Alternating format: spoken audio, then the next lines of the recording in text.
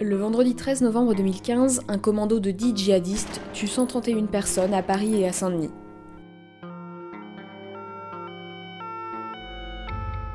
Depuis, il n'y a plus qu'un seul 13 novembre.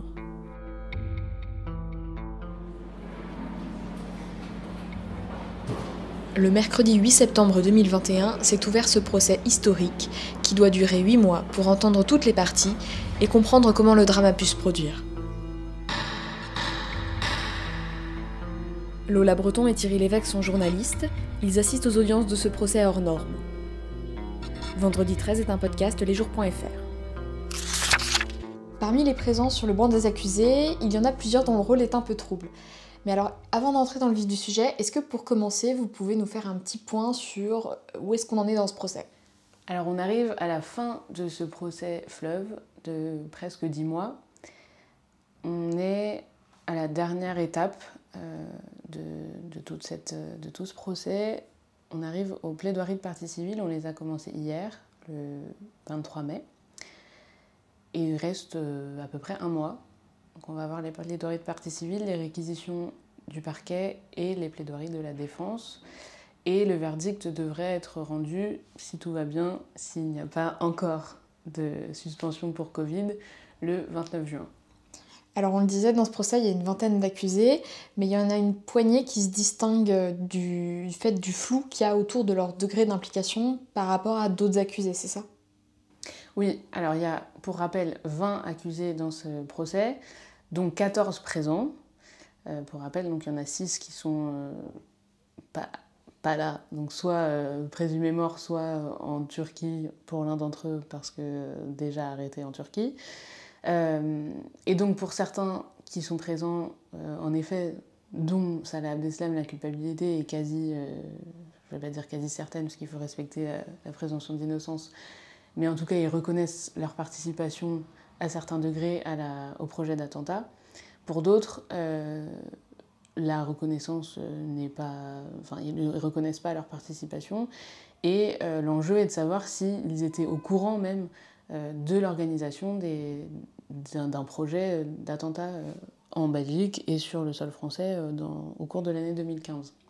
Alors il y a plusieurs degrés d'implication, on leur reproche plusieurs choses. Il y en a à qui on reproche d'avoir loué par exemple des voitures en compagnie de Salah Abdeslam ou en compagnie de Mohamed Abrini.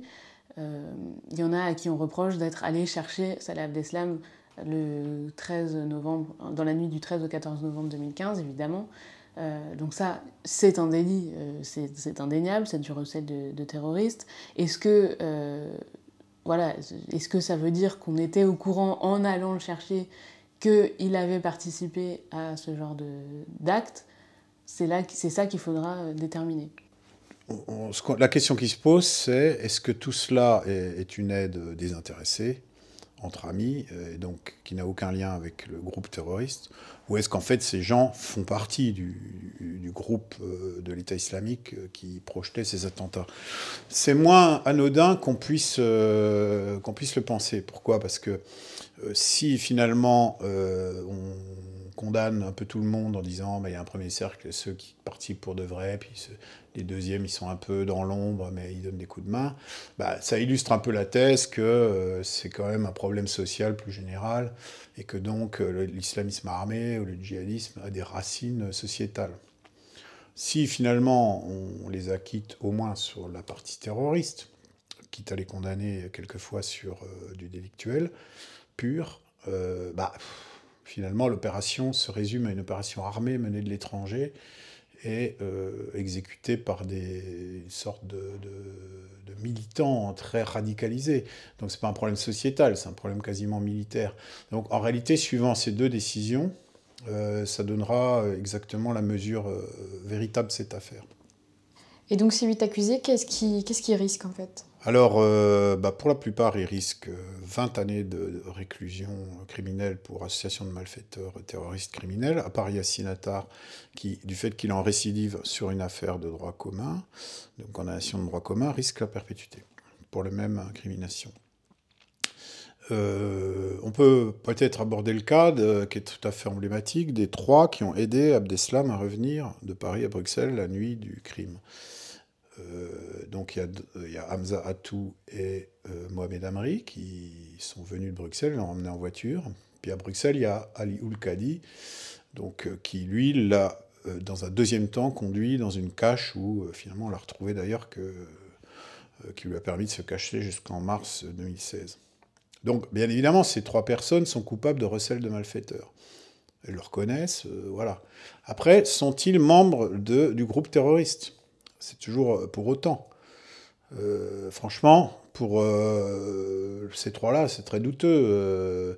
Il semble que, en tout cas, c'est ce qu'avance la défense, que Abdeslam est précisément appelé, après avoir fait défaut, entre guillemets, ou avoir renoncé, on ne sait pas très bien, ou loupé son coup, il semble qu'il ait appelé justement des gens qui n'avaient pas de rapport avec le groupe, parce qu'il avait honte, par rapport aux autres complices qu'il y avait aussi à Bruxelles, les vrais ceux-là, il avait honte d'être passé à côté de sa propre participation. Donc franchement, ces 3-là, il n'y aura pas d'injustice, puisqu'ils sont coupables de recel de malfaiteurs.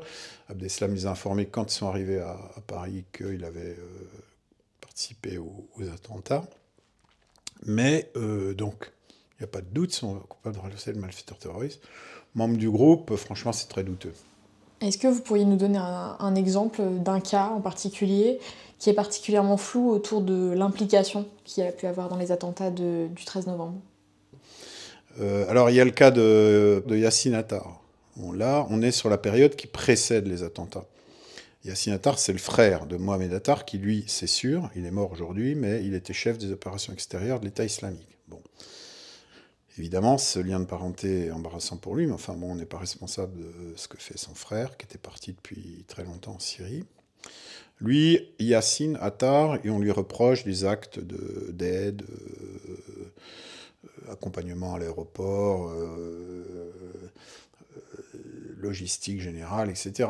Il est certain qu'il n'est pas participant directement aux opérations. Mais ayant agi de cette manière, c'est-à-dire étant un peu un assistant, on va dire, du groupe dans certaines situations, est-ce qu'il était lui-même au courant que tout ça, ça allait aboutir sur ce qu'on sait, sur un crime terroriste ? C'est toute la question, et franchement, au vu des interrogatoires à l'audience, c'est pour le moins douteux. On va dire, bon, ça se fera l'objet d'une bataille accusation-défense, c'est certain. Bon, ce qui est clair, c'est qu'il n'est pas lui-même radicalisé. Bon, alors bien sûr, l'accusation va objecter qu'il le cache. Bon, pareil, ça c'est pas très très clair. Donc son cas, lui, qui n'est pas connu du tout du grand public, parce qu'on ne parle pas principalement de lui, évidemment. C'est vraiment, je pense, emblématique de ces poursuites. C'est-à-dire souvent le filet est très très large, parce qu'on pense vraiment qu'il y a une forme d'enracinement de ces phénomènes. Mais en réalité, criminels, terroristes ou pas terroristes d'ailleurs, toujours, ils sont chez eux, ils sont à Molenbeek, ils ont un lien social, ils sont en Belgique, ils ont un groupe, ils n'arrivent pas comme ça de la Lune, donc ils ont des gens qu'ils connaissent, éventuellement d'ailleurs pour commettre leur petit trafic de shit, de voitures, etc., puisqu'ils sont dans la délinquance. Donc est-ce que tout ce qui a été fait concourt à l'acte terroriste ? Peut-être, mais est-ce que c'est en conscience ? Et donc c'est là que l'évaluation va être difficile. Et ça donne la température à l'évaluation de cette affaire, quoi. Et donc parmi ces accusés, il y en a un qui est un peu plus à part, un peu plus complexe, c'est le cas de Farid Karkash. Le cas de Karkash n'est pas si complexe, il est très différent des autres. Le cas de Karkash est différent des autres parce que c'est quelqu'un qui ne connaît absolument pas tous ces hommes-là. Il en rencontre un par hasard, où il est en contact avec l'un d'eux par hasard, et il se trouve que par ailleurs, dans son activité de tous les jours, il se livre à des faux, ou en tout cas à être l'intermédiaire de personnes qui font des faux papiers. Et donc, en rencontrant l'une des personnes qui fait partie du groupement terroriste, ce qui, selon ses dires, il ne sait pas, il se retrouve à accepter d'en faire pour lui.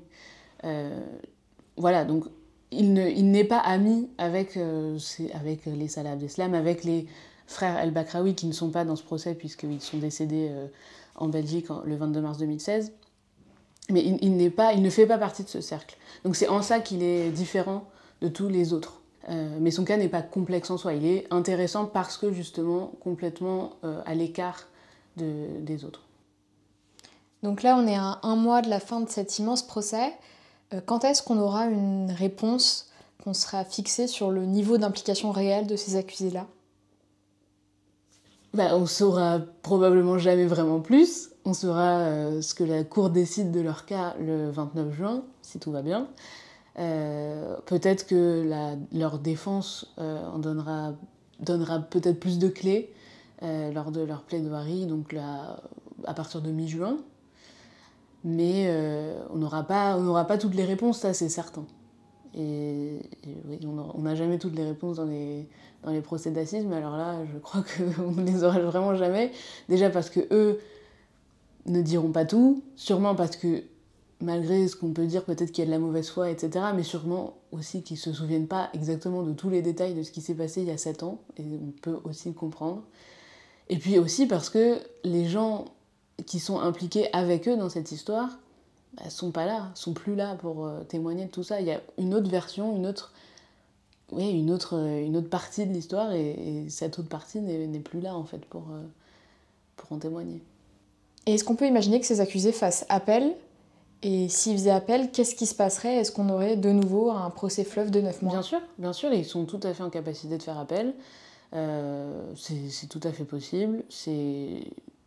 Il y a déjà dans ce procès-là, alors c'est pas du tout l'une des personnes pour lesquelles on se pose la question de la culpabilité, mais Mohamed Bakali a déjà été condamné dans un dossier de terrorisme, le dossier du Thalys, à 25 ans de réclusion criminelle, il me semble.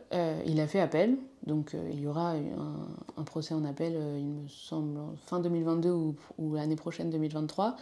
Donc c'est tout à fait possible. S'ils estiment que le verdict ne correspond pas à leur implication ou ne leur convient pas, ils peuvent tout à fait faire appel, c'est leur droit, et peut-être que certains le feront, évidemment.